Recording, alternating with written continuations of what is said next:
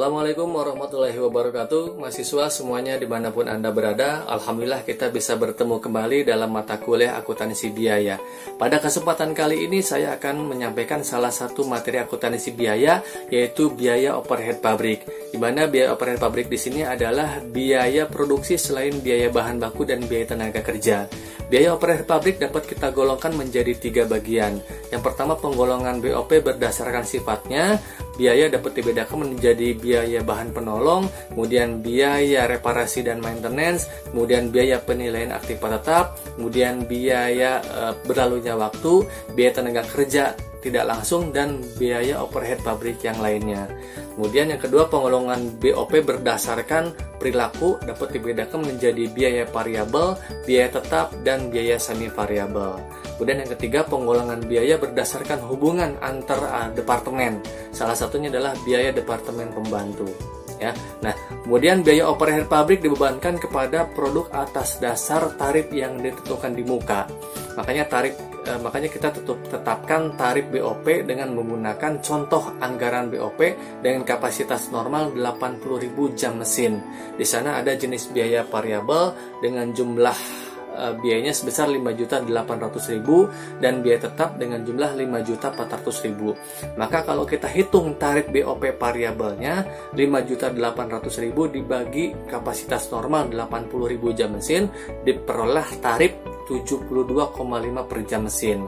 Kemudian tarif BOP tetapnya yang jumlahnya tadi 5.400.000 dibagi kapasitas normal 80.000, maka diperoleh tarif 67,5 per jam mesin. Sehingga kalau kita total semuanya baik variabel maupun tetap, tarif BOP-nya sebesar 140 per jam mesin. Ya. Nah, tarif biaya overhead pabrik yang telah ditentukan di muka tadi kemudian digunakan untuk membebankan biaya overhead pabrik kepada produk yang akan kita produksi. Ya, nah asumsinya kita bukan kapasitas normal lagi, melainkan kapasitas yang sesungguhnya sebesar 75.000 per jam mesin. Jadi kalau kita hitung pembebanan BOP-nya, yaitu dengan menggunakan full costing 140 tarifnya dikali 75.000 jam mesin yang sesungguhnya tadi, sehingga diperoleh beban 10.500.000. Ingat, 10.500.000 diperoleh dari 140 tarif dikali 75.000. Kemudian BOP dengan menggunakan variable costing, itu perhitungannya bukan 140.000 lagi, melainkan hanya yang biaya variabelnya saja yang tadi, yaitu 72,5 dikali 75.000 per jam mesin, maka diperoleh beban sebesar 5.437.500. Nah, kalau kita jurnalkan pembebanan biaya ini adalah BDP atau barang dalam proses BOP pada BDP atau barang dalam proses BOP yang dibebankan, gitu ya. Nah, biaya overhead pabrik sesungguhnya yang terjadi tadi itu dikumpulkan untuk apa?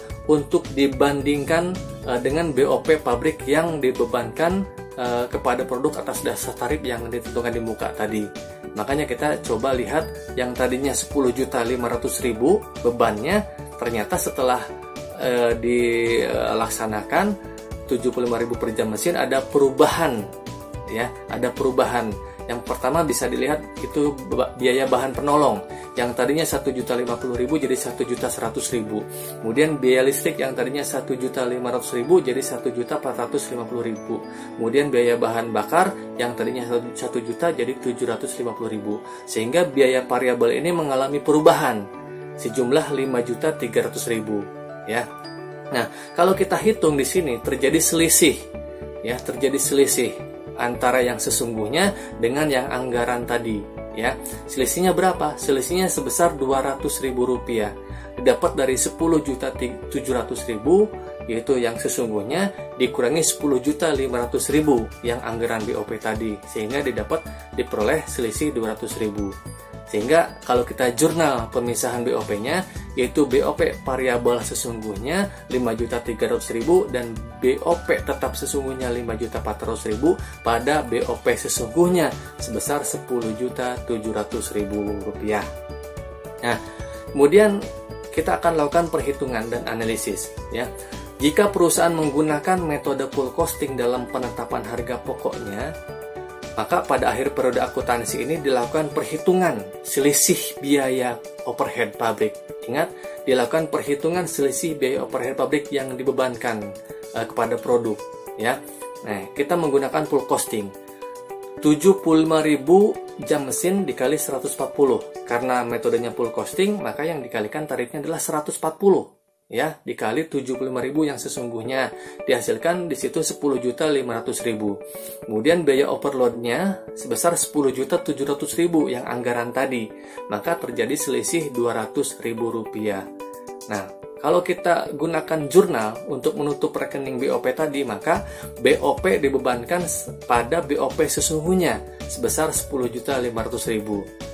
Dan jurnal selisih BOP-nya itu selisih BOP pada BOP sesungguhnya sebesar 10.500.000. Nah, jika perusahaan menggunakan metode variable costing dalam penetapan harga pokoknya, maka kita hitung di sini hanya variable costingnya saja, hanya tarif variabel, yaitu 72,5 dikali 75.000 per jam mesin, diperoleh 5.437.500. Kemudian biaya overloadnya sebesar 5.300.000, maka terjadi selisih 137.500 rupiah. Nah, itu perhitungan analisis dan jurnal. Nah, maka penyajian selisih biaya overhead tadi dalam laporan laba rugi kita ilustrasikan seperti ini, ya.